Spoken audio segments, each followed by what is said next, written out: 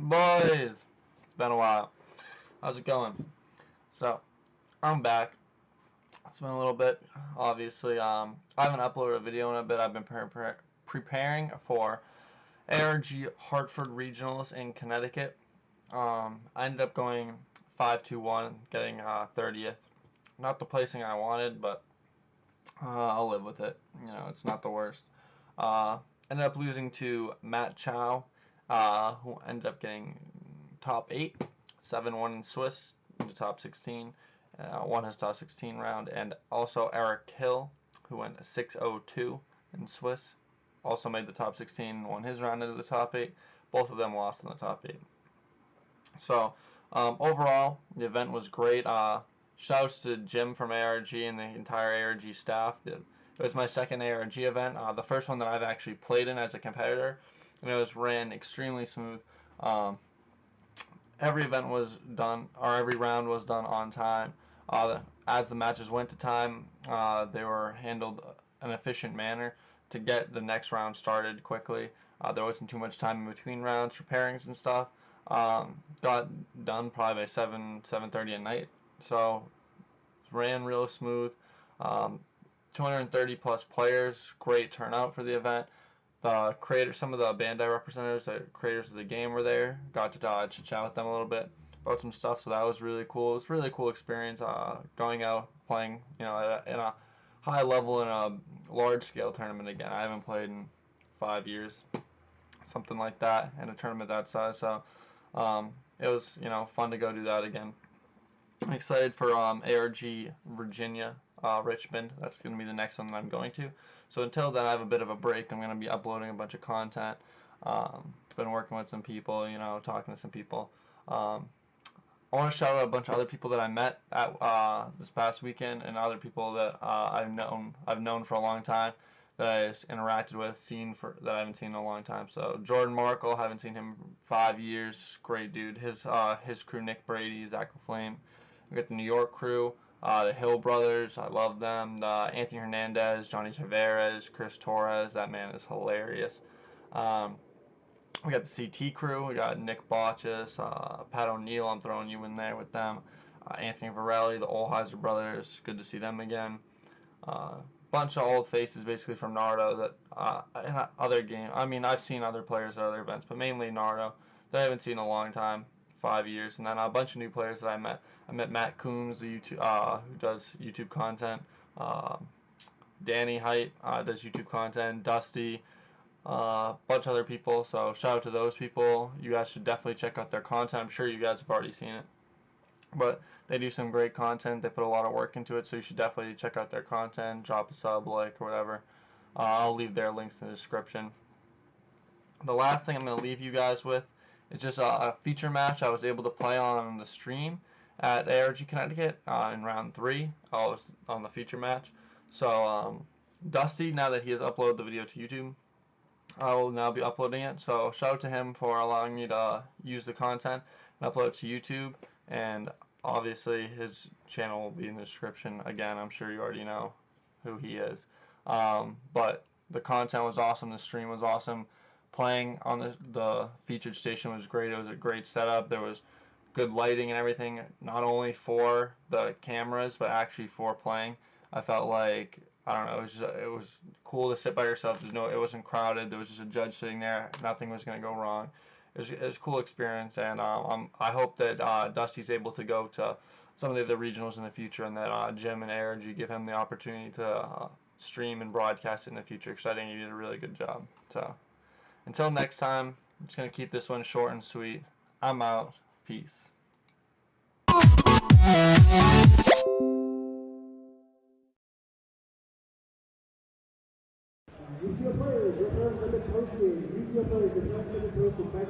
All right, guys, how's it going? And welcome back to the Hartford Regionals here with Dragon Ball Super.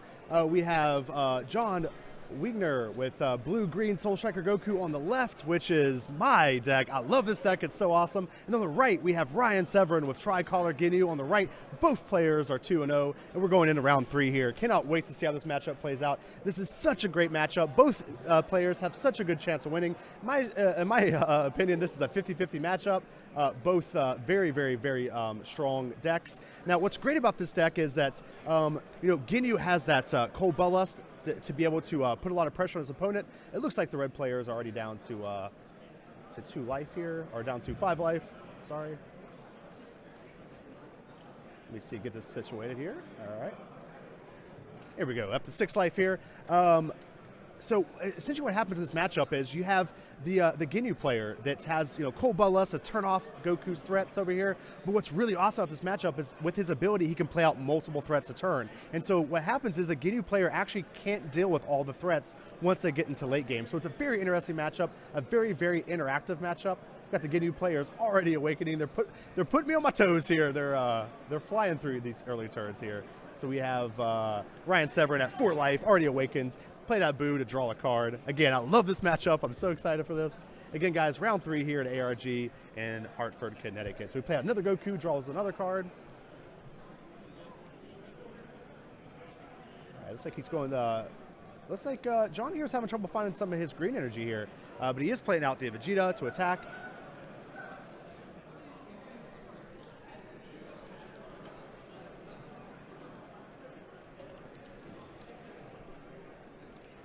All right, so we have another bold one coming out. Oh, okay, so it's actually my fault, guys. This is actually a mono blue Soul Striker Goku list, not blue-green. That is my problem. I thought it was weird that we didn't see a green come out, so I checked with my stream judge, Greg Cross. He's been an MVP at this event, and it is actually mono blue, so that's my fault. It's the same situation, though. Essentially, what happens is the Tri-Galar Ginyu still cannot deal with all the threats that the mono blue Soul Striker Goku can put out, which is could be definitely devastating. So we have a Kel coming out. I love this card. This card is, in my opinion, probably one of the best cards in the current sets. She just does so much stuff. So she comes into play. She's a 20,000 attacker with critical. When she attacks, if you have 5 or less cards, you draw a card. Also, when she comes into play, you choose one of your battle cards and remove it, and then you can remove up to 5 energy worth of battle cards from your opponents. This also does hit tokens as well, so it's a great counter to the Ghost Attack Gotenks card as well. It looks like we have a little misstep here by John. It looks like he was trying to Beerus to take away the KO, but he does need 5 energy to do that. Beerus only KOs when you have 5 or more energy. So a little bit of a misstep from John, but looks like they're kind of they resolved that issue. And we'll get taken off here. See how much life John is at.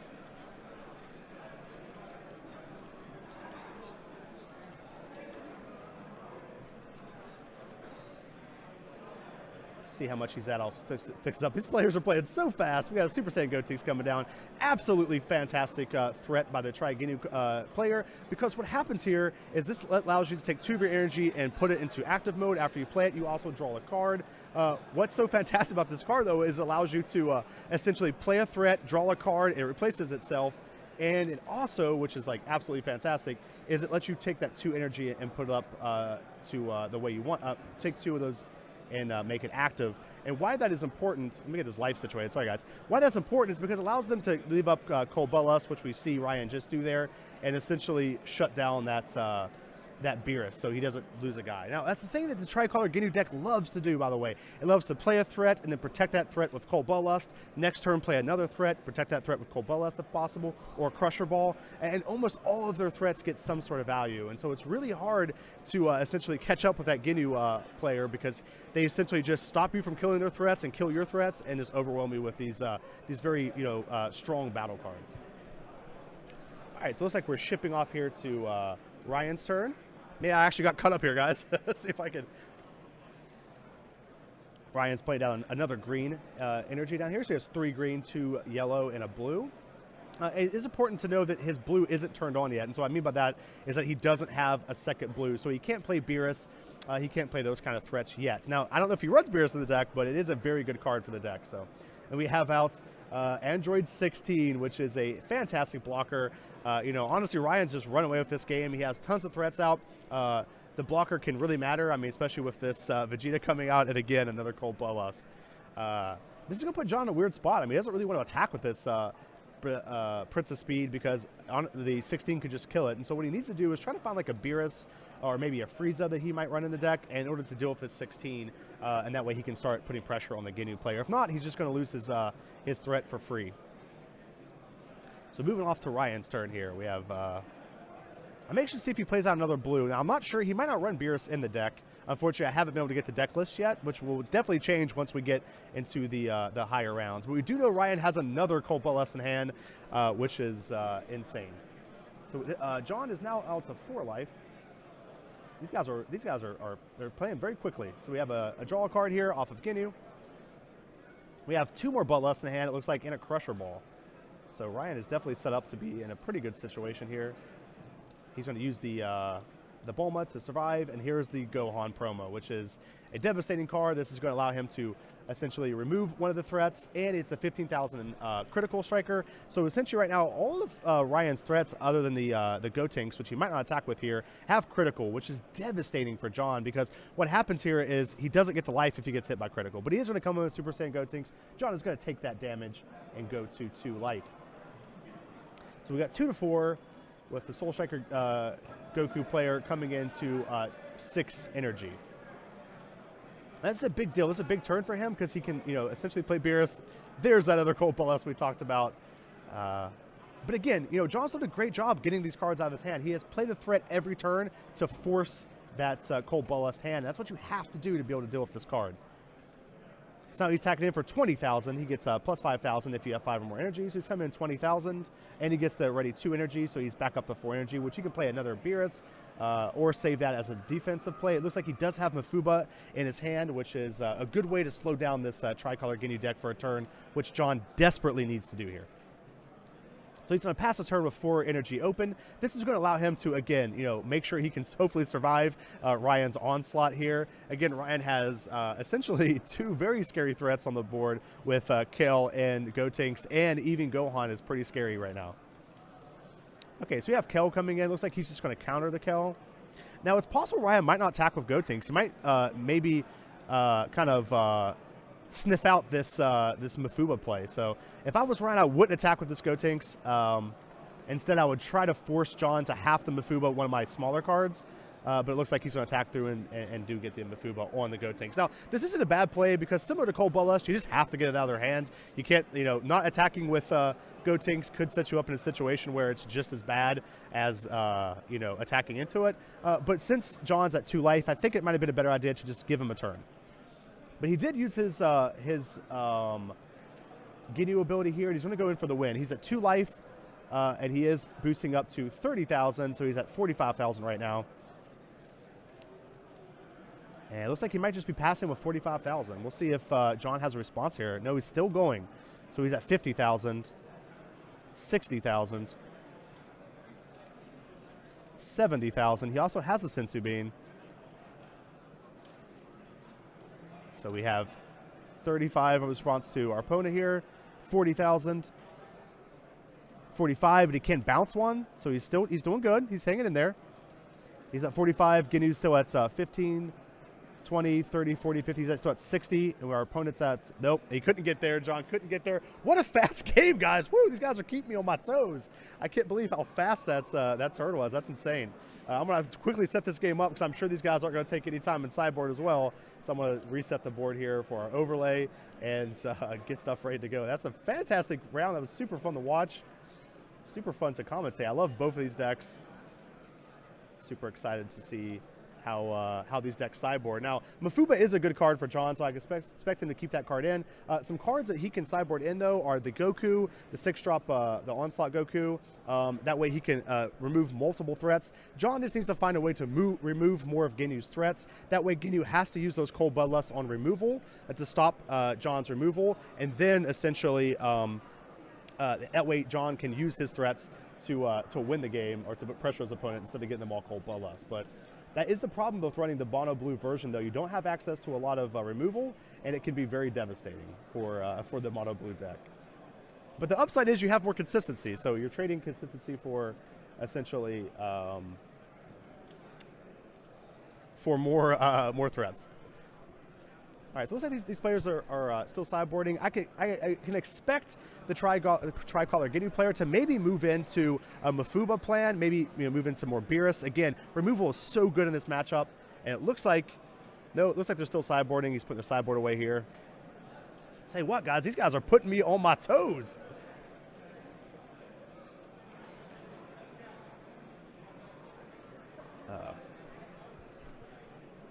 All right, so it looks like they're getting set up, get ready to move into the next game. I'm going to pop it on over to the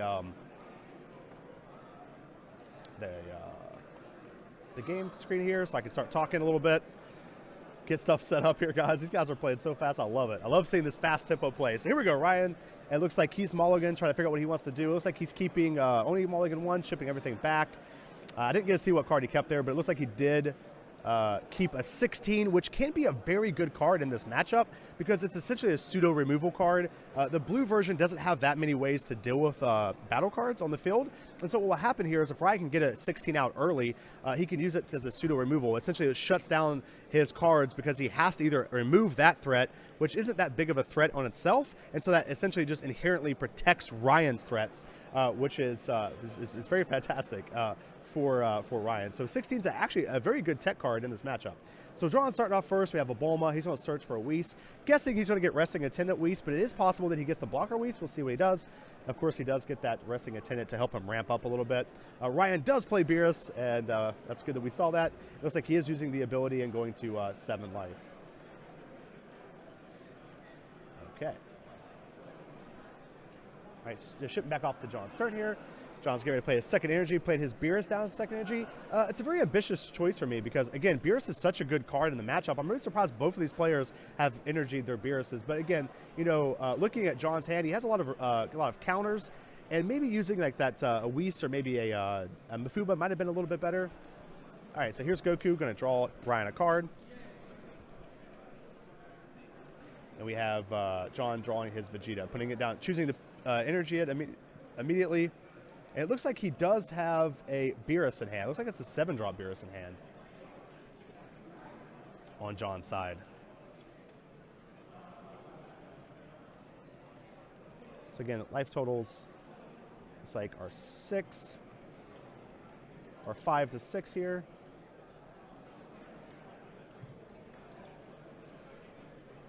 And he's just, sorry, 5 to 8, I apologize. And he just passed the turn straight back. So again, here's the Whis that we saw come out. We get some Mafuba off the top. You hate to see that because Mafuba is such a good card in this matchup, especially with Soul Striker Goku. He just has the ability to turn that Mafuba on every turn, which is very good in this matchup. Shutting threats down is how you need to get ahead, and they can help John get ahead or close out the game. All right, so it looks like Ginyu's going to use his last card, go to 4 life, which allows him to awaken. He draw 2 more cards. He does have 1 blue, 2 green, and 1 yellow. So he does have access to Cold Bloodlust, Crusher Ball, those kind of effects. And he's going to play out the Kel and, again, wipe the board with Kel. Now, Kel is such a great card. We talked about her last game, but I cannot essentially tell you guys enough just how insane she is. She's such a good card. And it's going to put that critical strike from Kel is going to put John to 7 life. The good thing about this version of Ryan's deck is that almost all of his threats have critical, which is fantastic for Ginyu. So here is the Princess P Vegeta, which allows him to draw 2 cards. He's going to play Boo, play another card. So he just refilled his hand, got a lot of cards. He's going to be able to attack with Goku here into Ryan's Kel and ready 1 energy. And he's, again, just attacking straight again. Now, he could have used Boo there to maybe pressure the opponent, but he chose not to. To pressure that Kel. It looks like Ryan's just going to use the Dora to save the Kel, and good play. Good play. You have another Boo coming out, another draw off of John. He's got a lot of new cards this turn.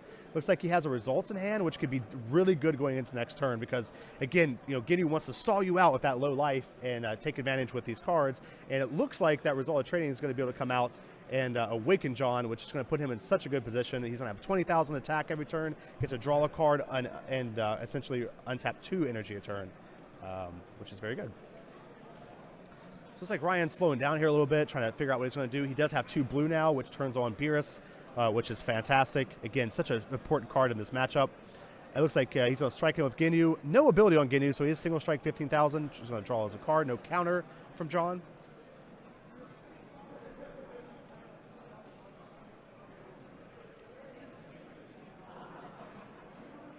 It looks like John's trying to figure out if he wants to use one of the Boos here.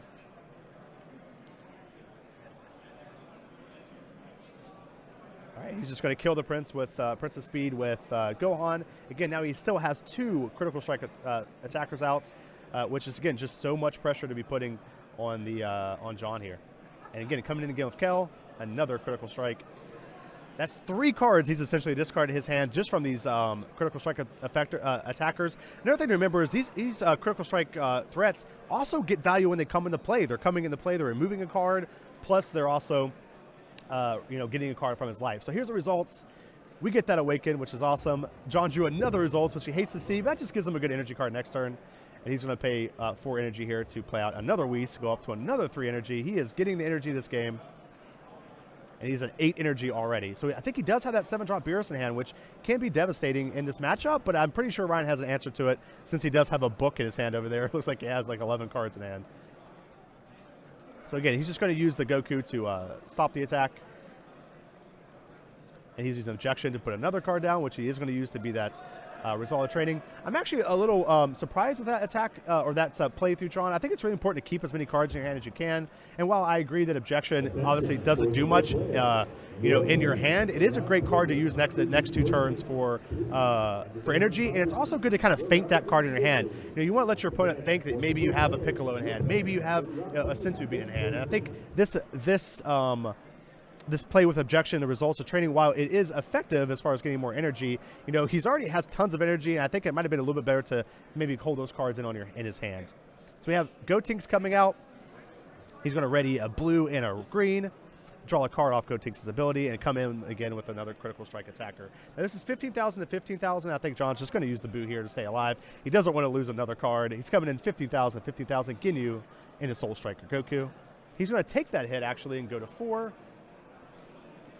And Ryan's coming in with the 20,000 critical strike attacker, and he's just going to counter that with Whis Excursion.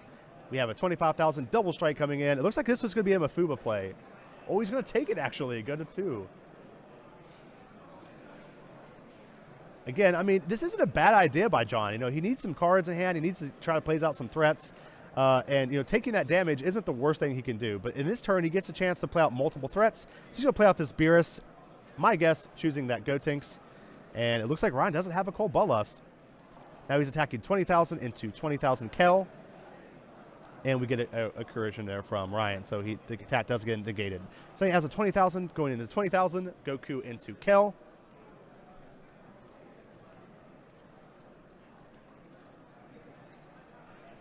All right. Looks like Trunks is coming in. It's like you drew Trunks from that. So you have 10,000 into 20,000. Piccolo lets him draw a card. He's just going to, again, protect that with a Goldo 5,000 combo. All right, Ryan's drawing his card for the turn. Continues to keep his huge hand size moving into this turn. But this time, John actually got to get some threats out. He got, Beerus out, got to remove a threat. He has a Whis out. He was trying to, get that Kel off the board. He really needs to get at least another threat off. Now, Ryan has the potential here to use Ginyu's ability and start pressuring John and maybe take this game away here. He does have a lot of cards in hand, so if he can get a threat through, it's possible that he can take the game away here. So he's attacking 15,000, and again, John's just going to use Boo to protect that.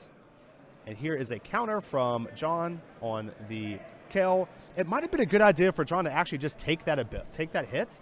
It sucks that it's critical, but it would have been a good idea because he can not die to this this Goku possibly. I mean, this Ginyu here. Yeah, I probably would take that Kel attack just so I could use my counter for the Ginyu. It might have been the wrong play because it's possible Ryan, just has another double striker in hand. But this is going to make it so he has to spend a lot of cards to try to stay alive. And he actually didn't combo at all. He's just playing out Beerus. Going to kill a threat and attacking again with a 20,000 attacker. And this is where the Mafuba comes out. It looks like John's going to survive this round 2 life to 3. It is possible that he might be able to sneak a win in here if he can get play multiple threats. Again, he has so much energy that he might be able to play 1 or 2 threats out here and start pressuring Ginyu here. Right, so instead, I think he's just going to just try to clear up the board here. He's attacking 20,000 and 20,000. Goku into Kel, and it looks like Ryan's just going to use Senzu Bean here to keep this alive for the whole turn too. This is now at 25,000.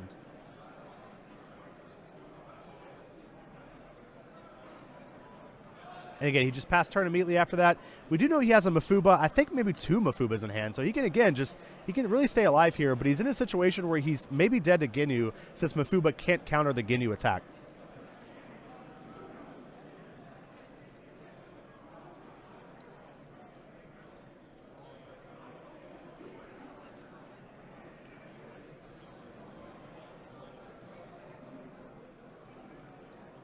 Okay, we have 15,000 attack from Gohan coming in. This is a really smart attack from Ryan because what this allows him to do is essentially either loses the card or he has to use some of his combo resources, which lets him maybe try to win the game with Ginyu here.